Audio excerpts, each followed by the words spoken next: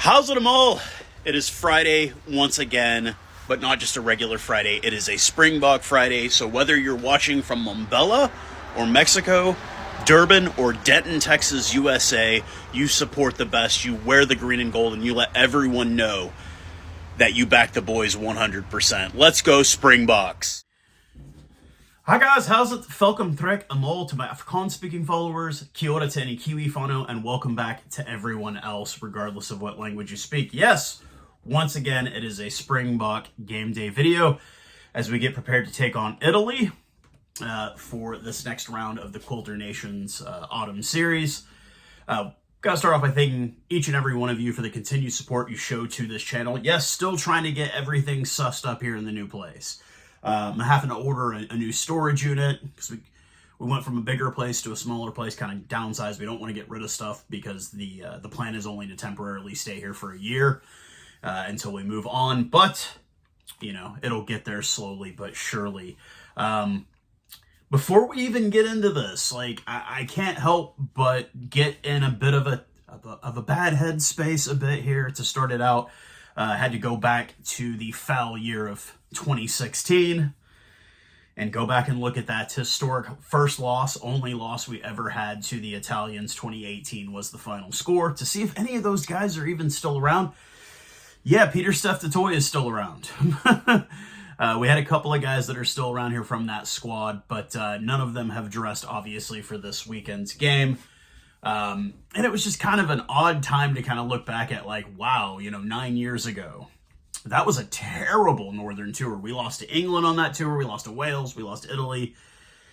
What 9 years can do for a program. Last weekend, the big talk still seeming to be that the Springboks beating France with only 14 men. And then the controversy after the Lud de Jager red card, suspended for 4 games, done for the rest of the year.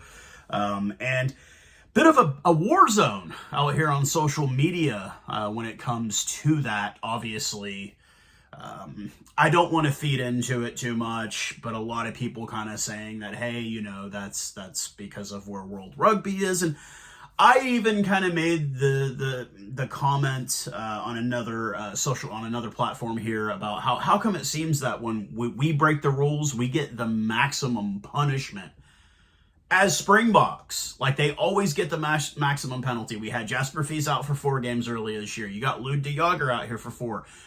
On the club rugby side of it, we've got Jan Hendrik Vessels getting, you know, 9-game suspension without any video proof of what happened. You know, I don't really want to go into the nastiness of those, but apparently he grabbed a man in a place that another man should never grab another man ever.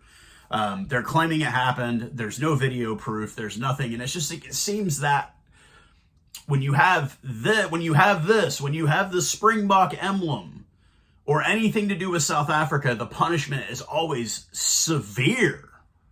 And it's always to the maximum. Now, I know he can take like a class to get it, you know, reduced. I mean, we all know about that because Owen Farrell seems to take him every time he does it too.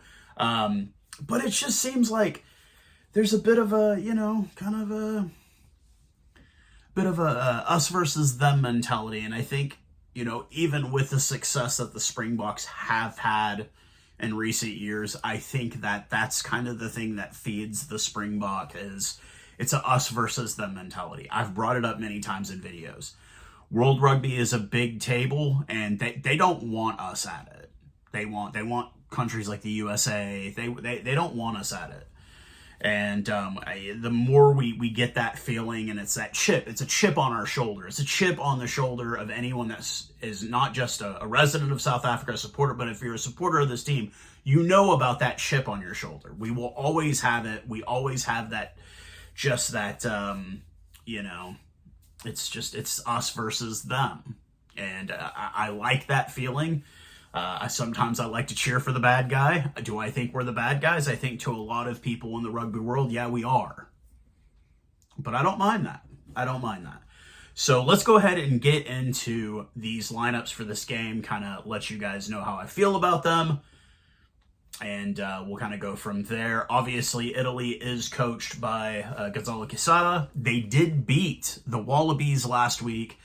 It was pretty ugly for the Wallabies, and I think a lot of the people that have been saying that the Wallabies are back, a lot of them seem to be from north of the equator. Some of us in the southern hemisphere a bit, but yeah, the Wallabies are in trouble still, nonetheless. But let's go ahead and take a look at this, and unfortunately, my printer, dude, man, what a racket printers have become. Like, I got the printer, it came with ink cartridges, they didn't last very long, and then and you telling me I've got to go buy $40 to buy it? No, I'll just read off the screen until I have the money for that. But let's go ahead and look at this squad to take on the Springboks. I will put it up on the screen thusly, and we can read along. So Fischetti, Nicotera, and Ricconi will be the starting front row. This is their strongest team available. Canone and Zambonin will be the locks. Vincent, Zuliani, and Canone will be the loose trio. Welsh-born Stephen Varney will be the starting scrum half, with Paolo Garbisi the starting fly half. Had a great game last week. Monty Owani and Louis Leno, both imported players, will be playing wings for the Italians. Juan Ignacio Brex will be captaining the side at 13. His partner will be Tommaso Monicello. And anchoring it all off, the French-born Ange Capuzzo, who is electric in my opinion. A 6-2 split coming off the bench this week as Di Bartolomeo, I should know this stuff. I should know how to say these names. Spagnolo and Ferrari will be the front row replacements, with Ruzza, Favoretto. Ruzza will be the lock replacement. Favoretto and Odiasi will be the flanker replacements, flanker number 8 replacements. Martin Page Relo will be the scrum half replacement, and Tommaso Allen will be, he's a utility guy, but I'm pretty sure they'll bring him in at fly half as the replacement.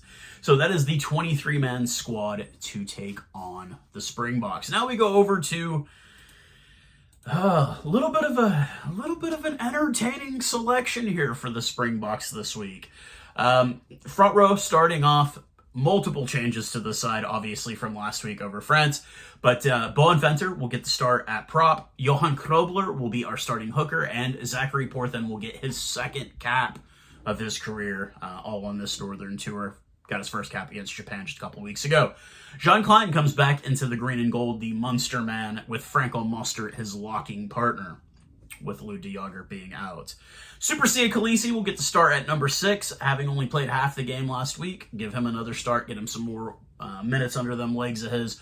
Ben Jason Dixon, the stormer, back on the opposite of him, the other flanker position, and Escom himself, Marco van Staden, getting the start at 8. What a weird combination that will be.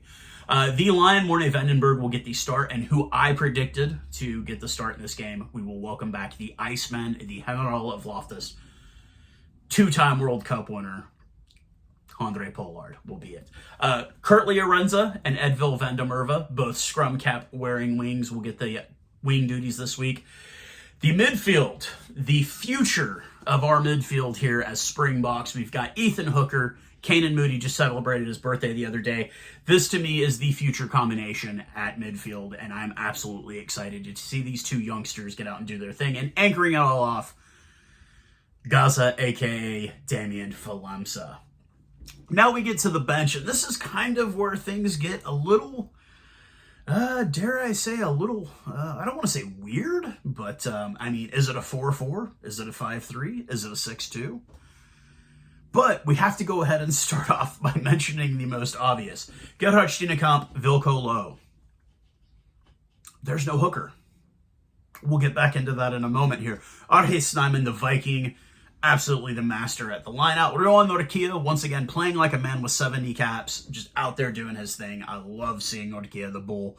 Andre Esterhuizen in the number 20 jersey, and Quokka Smith, the final. I mean, you've got Andre who can play center, plays flanker. You've got Quagga who can pretty much play anything. I haven't seen him kick yet, but Quokka Smith who can play pretty much any position he wants to. That's why I'm saying, is it a 4-4? Is it a 5-3? Is it a 6-2?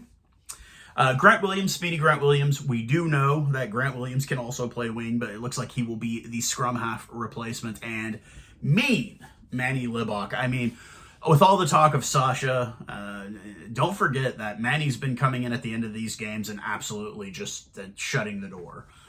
His attacking, his distribution is unreal. So let's go ahead and get into the obvious. There is no hooker coming off the bench. Well, the argument can be said is that Marco van Staden is our other hooker.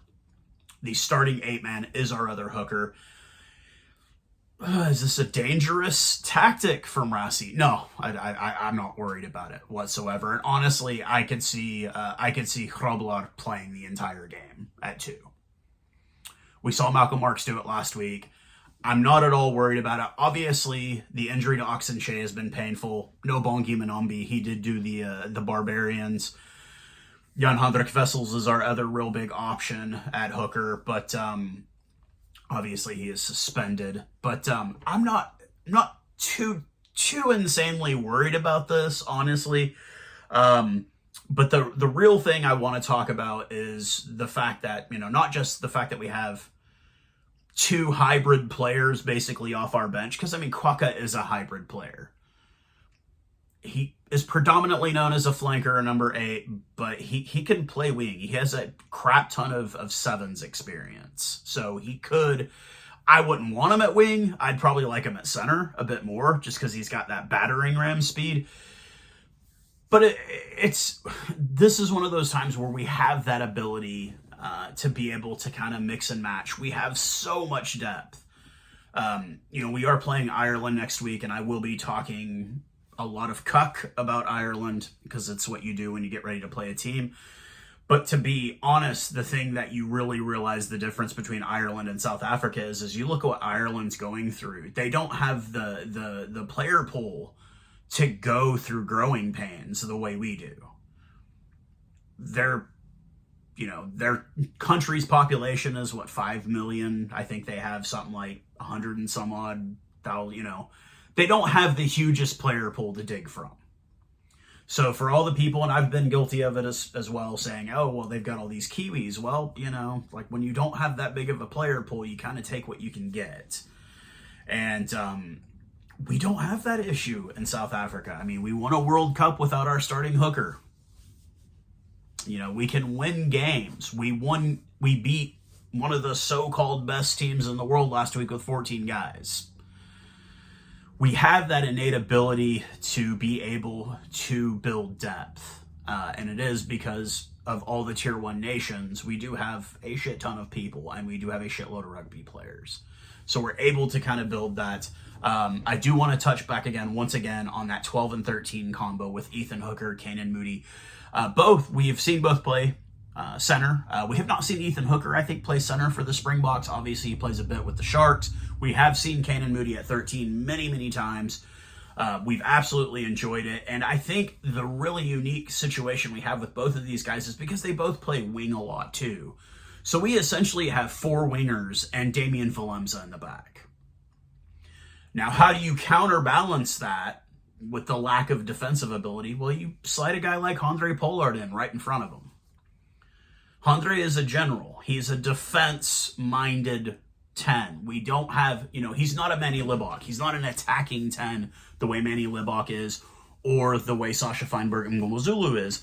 But I enjoy having that in the back, because you look after him, that's a lot of young guys back there. The oldest being, I believe, would be Damian Valemza. I think Kirtley's a bit young. No. I think Edville is 27. So, but it's young guys. Edville doesn't have a crap ton of caps. So you have this fulcrum that's being created between a bit more of the experience. Our most experienced part of our roster is going to be anything from 5 through 10. Mornay doesn't have a lot of caps. Ben Jason Dixon doesn't have a lot of caps, but you got Sia, Franco, Marco van Staden, Andre Pollard. These guys all have a crap ton of caps. And then Valemza has his fair share. Kirtley is getting up there. But it's just nice to be able to kind of have that good mix of guys like Boenventer or guys like Zachary Porthen who don't have a lot of caps, but then we've got guys behind them with a lot of caps. So do I predict? I don't even know what to predict. I predict a win. But for all I know, this could be, a Wellington moment. These young guys in the back could just start firing, and this could be a blowout, or it could be a tight game. You never know. But I think that we do have the right guys. I don't think we're at any risk of losing 20-18. I just don't see it. Not with what we have dressed. I think we play very conservatively for the first 30-35 minutes. Instead of kicking to the corner, we let Andre kick for 3. He knocks the 3. We chip away a bit. And much like last week, and I wish I could find the footage to download, but one of the greatest videos I saw over the week from last weekend was Sia on the sidelines, and the camera pans over to him, and he's yelling, they're tired, Sasha, let's go, Sasha, go! Because they were seeing that the French were tired, let's attack. I think we're going to have one of those type of situations this weekend. We're going to wear them down. The first 30 minutes will be very conservative, and then we're just going to let we're going to unleash fury on these guys, and it should be an absolutely exciting game. Other games on the weekend, obviously, we've got Ireland playing Australia. I have picked Ireland in that one. The big one, and I think for a lot of people, will be England versus the All Blacks. I am picking the All Blacks on that, and it's not just because of the Southern Hemisphere bias. I just think that they're the better team at the moment. I'm not buying this English renaissance here, as they say. But you guys let me know what you think in the comment section. What do you think? Are you excited about this game? Is this just kind of like a little bump in the road before we face arguably our biggest opponent on this Autumn Nation series, obviously next week taking on Ireland? I'm absolutely excited for that one. They've become such a great new rival for us. So I will be back after the game to give you guys a post game. I'm not going anywhere. The game is like a 6:40 a.m. start here locally for me, so I'm not going out anywhere, and I will talk to you guys very soon. Cheers, guys.